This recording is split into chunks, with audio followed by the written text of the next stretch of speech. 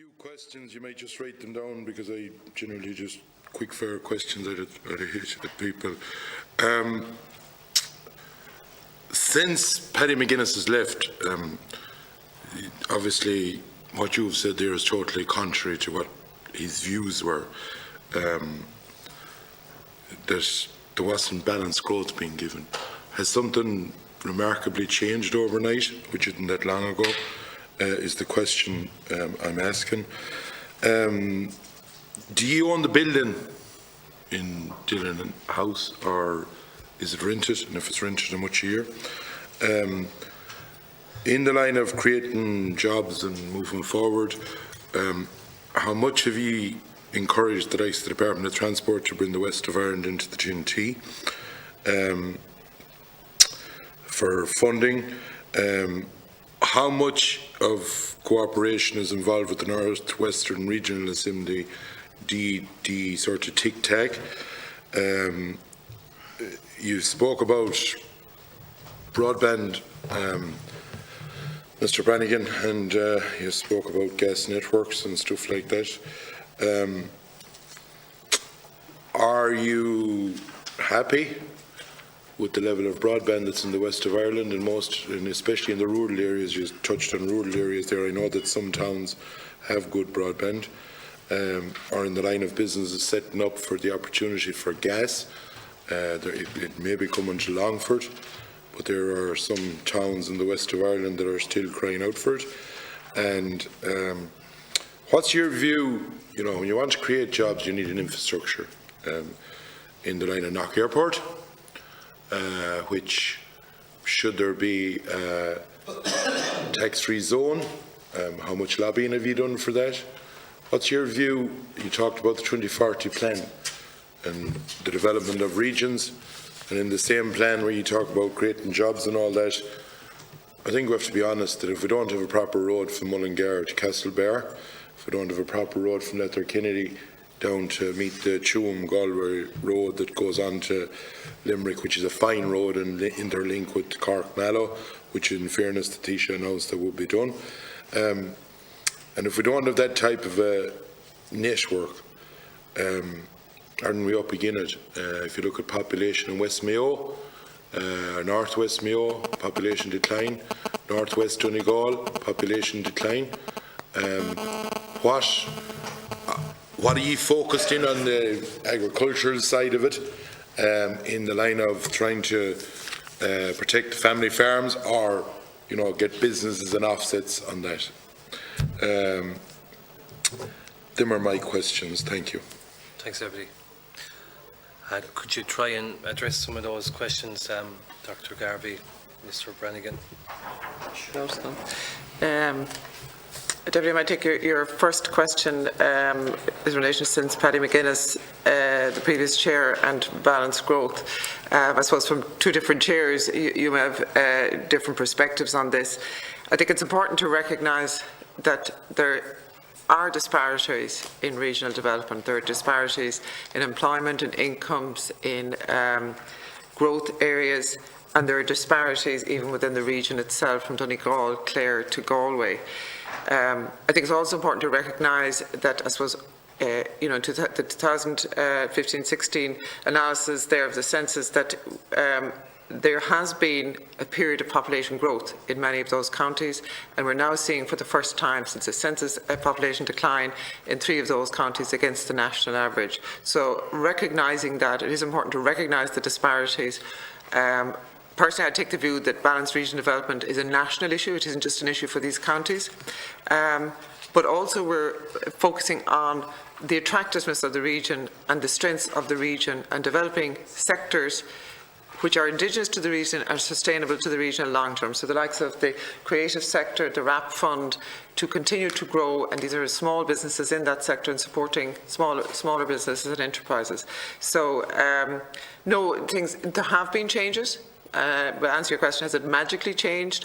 There are still disparities. We recognise those, but we're also focusing on ensuring to build the positives and on the strengths of the region in many of those areas. And I think as the Acting Chief Executive has outlined, there has been a very positive impact on many of the areas across a number of sectors. And we look in the WDC across particularly the investment fund, we look at the region, the employment, as well as the sector that is in, to ensure a balance within the region. And we're very aware of the Galway-centric growth as well, and how we can focus on a distributed element of that growth. So Ian, you may want to take some of the other questions. Thank you, Chair. Pardon me. I'll try and take them in order, Deputy, if that's okay. So you asked about the building in Dillon House. The answer is no, we don't own it. It's the Office of no, we don't own that. It's the Office of Public Works. You then asked about, I believe it was the 10T, Department of Transport. In terms of creating jobs, absolutely infrastructure is essential, road, rail, air, sea. Absolutely we are working with the department in terms of the 10T. We have understood through our direct policy work and also through our wider European work the necessity now of looking at policy development from a European... Sorry for interrupting. When you say you're working with the department, what have you done? We work with them on their ongoing committees. Yeah, but what's done? At the moment, it's 2 years since this has been put into a programme. What have you done in 2 years with them? Well, we have worked with the Department of Transport on an ongoing basis, but I don't understand your question. Are you asking how we implemented... What has been done to get the area into 10T to help it? What type of submissions, or what have you done in the last 2 years in working with the department or working with Brussels, as you have said there, to get this area put into 10T funding?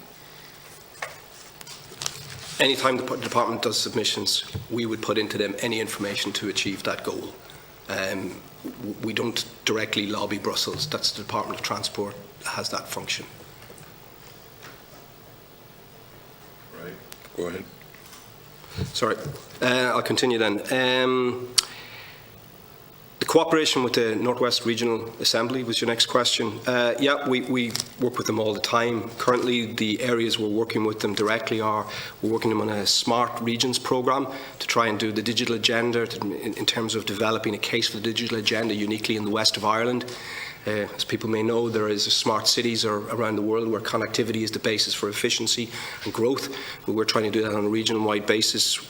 Practically, Deputy, what we've done there is we've commissioned an assessment with them through the Inside organisation, NUIG. We're now in the phase 2 of that. We're working across the departments with that as well. Equally, we've worked with them on the One Region, One Vision effort to highlight what's ongoing in terms of our region and the opportunities that exist there. To date, 2 large-scale events have been held within the region which have attracted business leaders and stuff to talk about how we grow business within the region. And we also work with them under the Atlantic Economic Corridor, various committees in that. And we're currently now looking at what's the best way in which we can do enterprise growth through that with the NWRA. So as well as having a good relationship with them on an ongoing basis, these are specific issues that we're actually doing with them. Your comments around the broadband and the gas networks, you asked me a direct question of, am I happy with the level of broadband, Deputy? Sorry, you asked me a question. So what I would say on that, to be fair to all parties, is that the better the broadband, the happier I'm going to be. We have absolutely got proof and a need from the digital economy and the creative economy that these are people who want to work and live within our region, and they demand connectivity in order to undertake their daily ongoings and businesses. So I think that at the moment we are hugely supportive of anything that accelerates that to every part of our region. We know it from a business point of view that it's something that is needed there for these jobs. But I guess on a wider thing, on a personal comment. The deficit, right? Well, I think it's something that we're definitely working towards a goal, and that goal needs to be met as soon as possible. In terms of implementation and rollout, because the business need is there. And actually, if you look at the My Creative Edge and platforms that we've had to showcase goods and services from real businesses in the west of Ireland, Roscommon and beyond, I mean, that's all predicated on having sufficient broadband to enable them to transact on the back of that publicity and market exposure. So it's self-evident they absolutely need broadband. I would be happier to be able to stand here and say the rollout is complete, but it's not within my remit. So yes, I am relatively happy that we're moving towards it. I'll be happier when we get there. You mentioned then the view of Knock Airport. The West. Before that, I mentioned it. Oh, you mentioned the gas networks. As I say, in the past, we have worked with trying to extend the gas networks by looking at the analysis that has been done by the relevant departments, and that has led to, I think, 7 extra towns receiving gas historically from our examination of net present value calculations. Currently, at the moment, I think it's absolutely the case that gas is a more cost-efficient fuel and helps business wherever it is. In terms of its proliferation at the moment, the more towns, again, that have it, the better. That is absolutely the case. That being said, I'm not exactly sure the question you have. Is it related to the town of Longford? Is that what you asked? No, there are some towns in the west of Ireland that need gas. Are ye having an input into that at the moment? We're asked. We would always do that, yeah. So after that, then, Knock Airport. Again, Knock Airport is a key infrastructural node within the region for inbound tourism and visitors and all sorts of things. I think in terms of the WDC and its view towards that, we are, as you may know, we are investors in Knock Airport, have been of a long-term nature. And currently we're also engaged with them in publicity and PR. In the past, we have worked with them and the local authorities to do direct marketing campaigns to keep flights from Milan, Frankfurt, London, flying into the region so it can better serve the wider hinterland. Specifically today, I know there is an ongoing discussion from Knock with us around trying to help them with their tourism initiative that they're trying to create within the airport to both increase the tourism numbers but also the value in terms of the information people get when they come to the region to go out and avail of tourism products. So yes, it's something that's key to the region, especially the Northwest. I think it serves absolutely to connect the Northwest internationally to the world, and it's something that we are highly invested in. In terms of the 2040 plan and the road network question, absolutely road infrastructure is critical to the west of Ireland, where we've seen it in each and every case. We've seen a bounce. It's critical, but it's not on it. So how can we do something? Again, we would have made a submission working with the local authorities and other stakeholders in the region where we would have explicitly outlined the importance of the road networks within the outcoming or the oncoming, as it is now, Plan 2040. The department aren't listening. Pardon me? You made a submission and I made a submission and every deputy probably here. Does it say the department aren't listening to us? Like, submissions are one thing. We can do all the submissions in the world, but what I'm saying is there a problem that we're not being listened to? I really can't judge that. The question you asked me is it important? It is absolutely critical. We've made that submission, as I accept you have as well. What happens after that, Deputy, I'm afraid is beyond my pay grade.